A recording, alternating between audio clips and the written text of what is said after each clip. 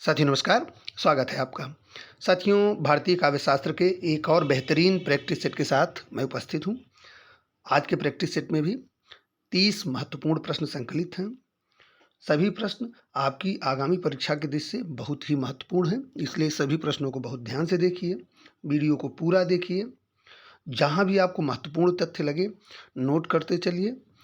तो जो भी साथी चैनल पर नए हैं, प्लीज़ चैनल को सब्सक्राइब जरूर करें, बेल आइकन दबा दें, जिससे हमारे सभी वीडियोज़ के अपडेट आपको मिलते रहें।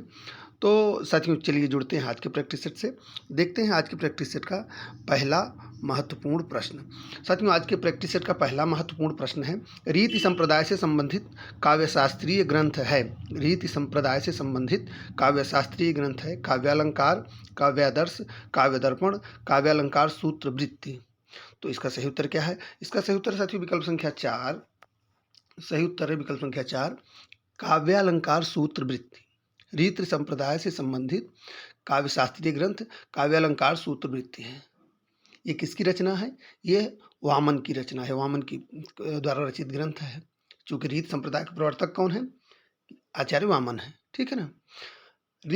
काव्यालंकार सूत्रवृत्ति के बारे में एक दो तथ्य और जान लीजिए। इसमें सूत्रों की संख्या 319 है।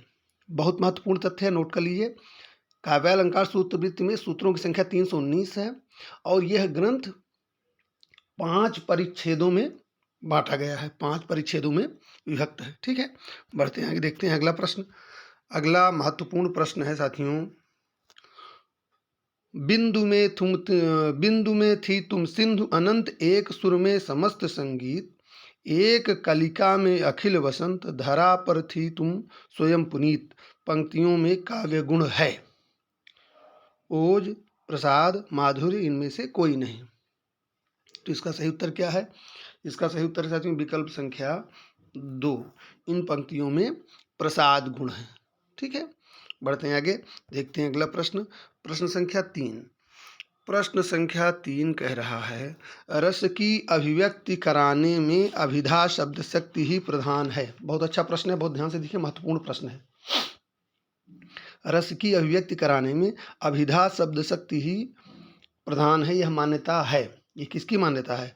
आचार्य भामह, भट्टनायक, आचार्य कुंतक, आचार्य दंडी। तो इसका सही उत्तर है साथियों विकल्प संख्या 2, भट्टनायक। रस की अनुभूति कराने में अभिधा शब्द शक्ति ही प्रधान है, यह मान्यता आचार्य भट्टनायक की है। ठीक है ना।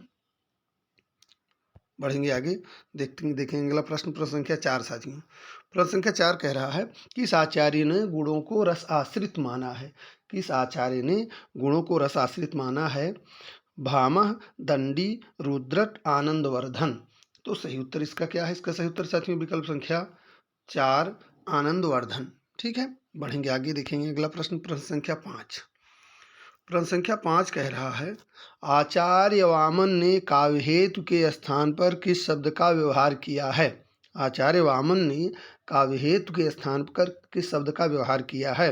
तात्पर्य, लक्षणा, अभिधा, काव्यांग। तो इसका सही उत्तर है साथियों विकल्प संख्या 4, काव्यांग। आचार्य वामन ने काव्य हेतु के स्थान पर काव्यांग शब्द का प्रयोग किया है। इन्होंने लोक, विद्या और प्रकीर्ण को काव्यांग स्वीकार किया है। लोको विद्या प्रकीर्णस्य काव्यांगानि। ठीक है, बढ़ेंगे आगे, देखिए अगला प्रश्न साथियों। प्रश्न संख्या 6। प्रश्न संख्या 6 देखिए, इसमें कथन से संबंधित है। काव्य गुणों के संबंध में असत्य कथन है। इसमें यानी 3 कथन सही हैं, एक कथन गलत है। गलत कथन का आपको चयन करना है। गुण काव्य के आंतरिक सौंदर्य हैं, अलंकार बाह्य शोभा मात्र। गुण रस के उत्कर्षक और काव्य के शोभाकारक तत्व हैं। काव्यशास्त्र में काव्य गुणों का विवेचन नहीं मिलता। माधुर्य, ओज, प्रसाद सर्वमान्य काव्य गुण हैं। तो इसमें असत्य कथन कौन सा साथी? इसमें असत्य कथन है विकल्प संख्या 3, काव्यशास्त्र में काव्य गुणों का विवेचन नहीं मिलता, यह कथन सही नहीं है। ठीक है, बढ़ेंगे आगे, देखेंगे अगला प्रश्न। प्रश्न संख्या 7 साथियों, प्रश्न संख्या 7 है, पांडव की प्रतिमा समलेखो, अर्जुन भीम महामति देखो में काव्य दोष है। पांडव की प्रतिमा समलेखो, अर्जुन भीम महामति देखो, इनमें कौन सा काव्य दोष है? शब्द दोष, रस दोष, अर्थ दोष, कोई भी नहीं। तो साथियों इसमें सही उत्तर क्या है? इसमें सही उत्तर है विकल्प संख्या 1, शब्द दोष, इन पंक्तियों में शब्द दोष है। वर्णों अथवा शब्दों के प्रयोग में असावधानी होने पर जब अर्थ का बोध होने से पहले दोष जान पड़ता है तो वहाँ पर शब्द दोष होता है। ठीक है, बढ़ेंगे आगे, देखेंगे अगला प्रश्न साथियों। प्रश्न संख्या 8। अच्छा प्रश्न, बहुत अच्छा प्रश्न। संगत युग्म का चयन करिए। इसमें से देखिए काव्यशास्त्रीय ग्रंथ और उनके रचनाकारों का युग्म दिया गया है। इसमें से एक ही सही है, बाकी 3 असंगत हैं। तो संगत कौन सा है? काव्य प्रकाश मम्मट, काव्यादर्श भामा, काव्यालंकार सूत्र वामन, काव्यालंकार दंडी। तो इसमें साथियों संगत युग्म जो है वह है विकल्प संख्या 3 आपका काव्यालंकार सूत्र। काव्यालंकार सूत्र जो है यह वामन की रचना है। काव्य प्रकाश किसकी रचना है? ये मम्मट की रचना है। काव्यादर्श दंडी की रचना है। काव्यालंकार आचार्य भामा की रचना है। ठीक है, बढ़ेंगे आगे, देखेंगे अगला प्रश्न। प्रश्न संख्या 9। आये जोग सिखावन पांडे, परमार्थी पुराण ल्यादे जो बंजारे टाणे में प्रयुक्त शब्द शक्ति है व्यंजना, अभिधा, तात्पर्य, लक्षणा। तो इसमें सही उत्तर क्या है साथियों? इसमें सही उत्तर है विकल्प संख्या 1 व्यंजना। ठीक है, बढ़ेंगे आगे, देखेंगे अगला प्रश्न। प्रश्न संख्या 10। प्रश्न संख्या 10 कह रहा है कौन सा आचार्य अलंकार संप्रदाय में सम्मिलित नहीं है? कौन सा आचार्य अलंकार संप्रदाय में सम्मिलित नहीं है? विश्वनाथ, भामह, दंडी, उद्भट। तो इसमें सही उत्तर है साथियों विकल्प संख्या 1 विश्वनाथ। आचार्य विश्वनाथ अलंकार संप्रदाय में सम्मिलित नहीं है। यह रस संप्रदाय से में सम्मिलित आचार्य हैं। दंडी, भामा, उद्भट अलंकार संप्रदाय के आचार्य हैं। ठीक है, बढ़ेंगे आगे, देखेंगे अगला प्रश्न। प्रश्न संख्या 11। प्रश्न संख्या 11 कह रहा है काव्य दोषों की सर्वप्रथम वैज्ञानिक व्याख्या प्रस्तुत करने वाला ग्रंथ है। बहुत अच्छा प्रश्न, बहुत ध्यान से देख लीजिए।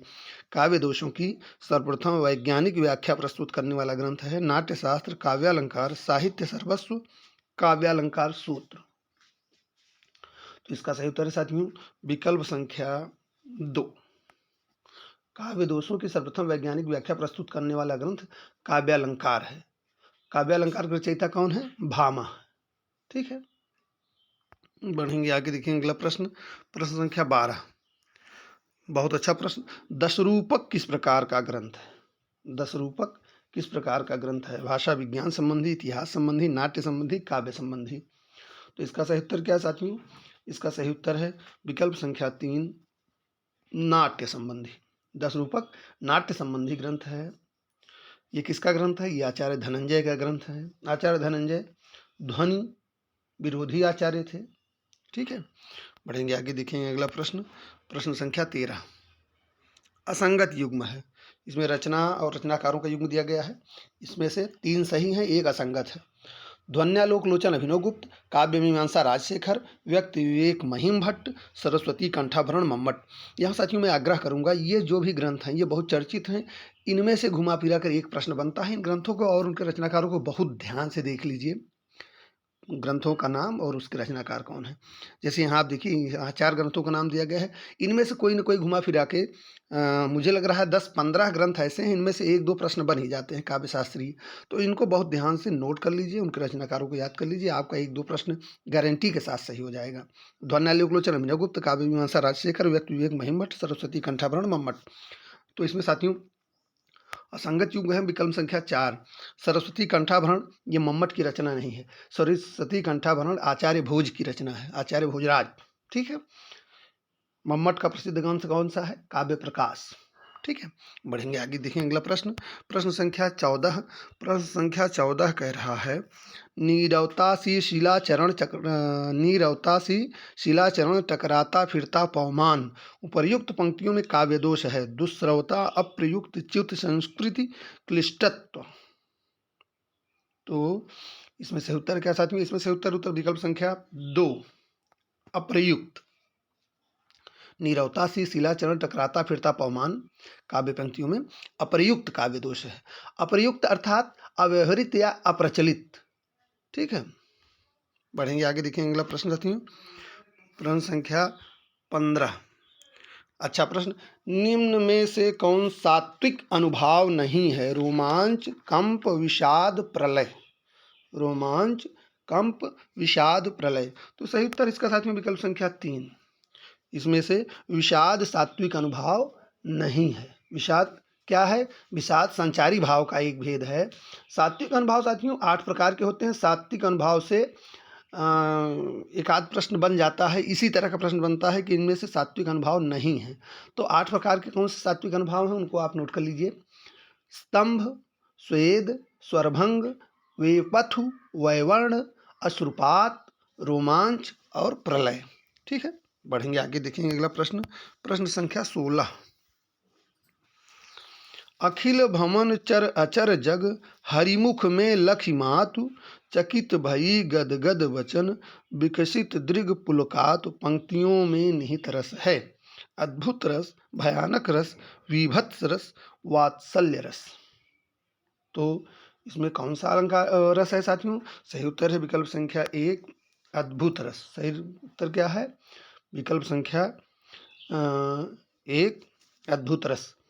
जब माता यशोदा ने श्री कृष्ण के बाल रूप मुख में संपूर्ण सृष्टि चराचर का दर्शन किया तो वह एकदम आश्चर्यचकित रह गई थी। ठीक है, बढ़ेंगे आगे, देखेंगे अगला प्रश्न। प्रश्न संख्या 17 साथियों। स्थायी भाव और रसों का असंगत युग्म है। शोक, करुण, उत्साह, वीर, रथ, श्रृंगार, अमरस, भयानक। सही उत्तर विकल्प संख्या 4, अमरस भयानक। ये असंगत है क्योंकि भयानक रस का स्थायी भाव क्या होता है? भय होता है। ठीक है, बढ़ेंगे आगे, देखिए अगला प्रश्न। प्रश्न संख्या 18। प्रश्न संख्या 18 कह रहा है निम्नलिखित में कौन रस का अवयव नहीं है? व्यभिचारी भाव, विभाव, अस्थायी भाव, अलंकार।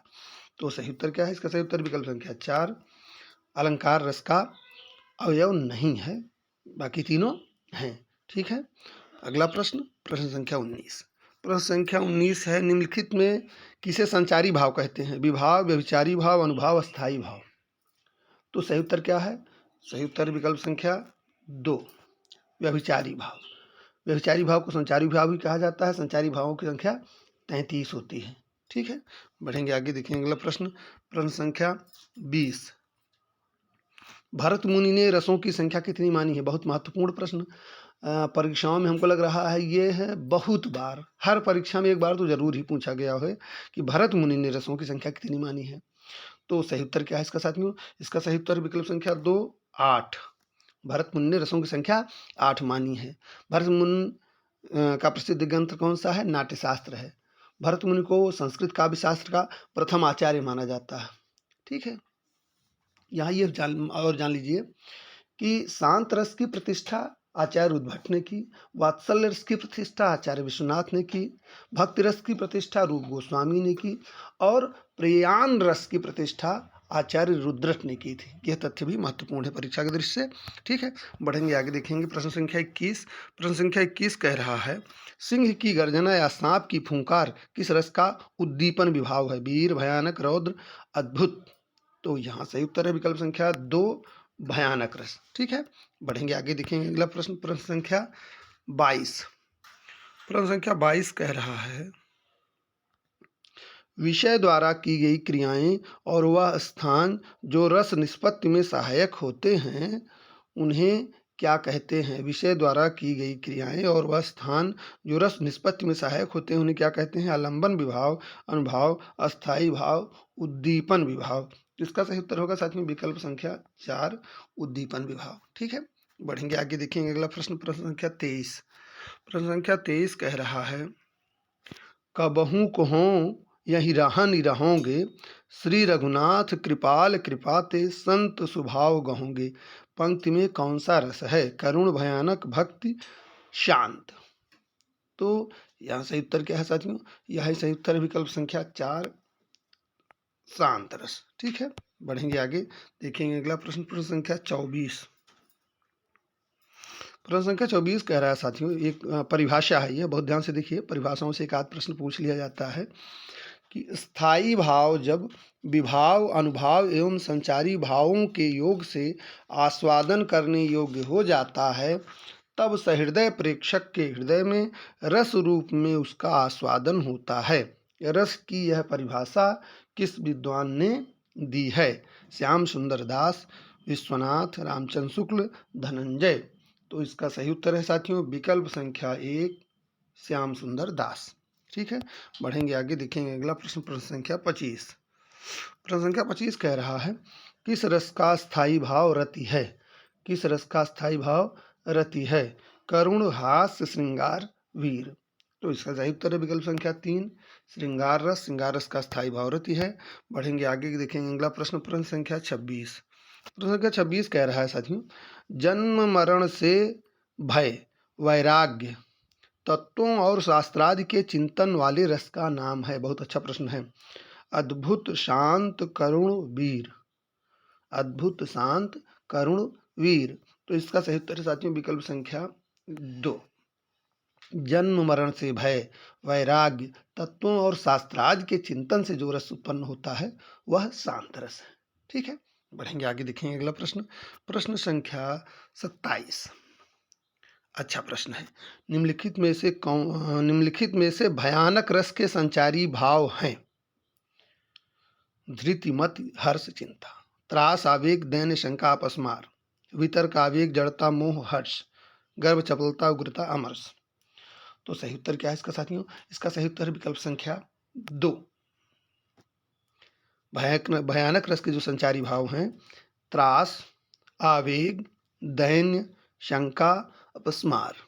ठीक है, बढ़ेंगे आगे देखेंगे प्रश्न संख्या 28।